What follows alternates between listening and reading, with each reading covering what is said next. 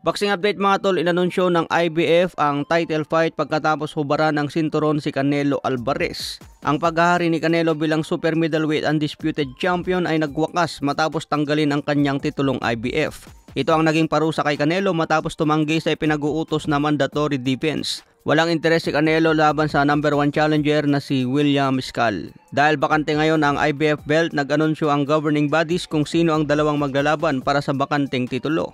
Siyempre, number 1 versus number 2 challenger, Cuban boxer William Miscal na may kartadang 22 wins 9 KOs walang talo versus Vladimir Shishkin na may kartadang 16 wins 10 KOs walang talo, isang Russian. Kung sino ang panalo sa dalawa, magkakaroon na po tayo ng bagong IBF super middleweight champion.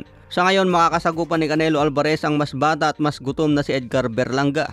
Kasado na ito sa September 15. Dedepensahan ni Canelo ang WBA, WBC at WBO. Sa iba pang balita, may rumors online tungkol sa bakbakan ni WBC lightweight champion Shakur Stevenson versus WBA lightweight champion Tank Davis. Dandil umano ang laban sa November 23 sa Las Vegas. Magandang balita sana ito mga boxing fans, ngunit fake news ang balitang ito ayon mismo kay Shakur Stevenson.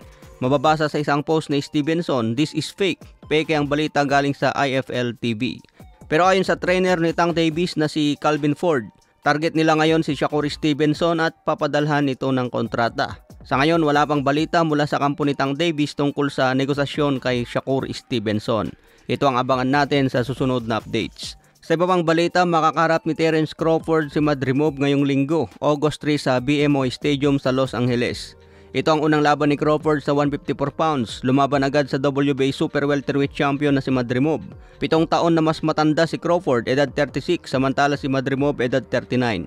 Ayon sa bookmaker at makikita sa odds, pinagkakatiwalaan ang kalidad ni Crawford. Sobrang yamado sa laban ngayong linggo. Kung manalo pa si Crawford, maging champion na ito sa 4 na dibisyon. Bagong history na naman ang magawa ni Crawford kung manalo.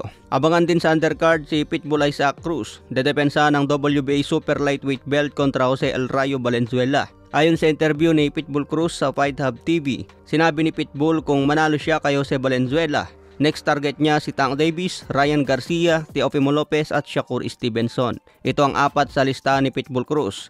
Pero sinabi rin ni Pitbull na pinaka-boring na kalaban si Shakur Stevenson. Sa iba pang balita, Yomir Felix Marcial natalo agad sa round of 16 sa Olympics. Natalo nga po kontra Uzbekistan. So wala na po tayong abangan na laban ni Yomir Felix Marcial dahil laglag na po sa round of 16.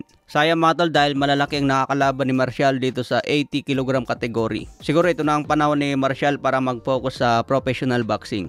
Mahirap din kasi manalo sa amateur dahil 3 rounds lang ang laban. Kailangan dyan pabilisan ng puntos. Kung nalamangan ka na agad ng 2 rounds, mahirap ka nang makabawi. Kailangan mo na lang i-knock out. So abangan na lang po natin si Yomir Marcial sa professional.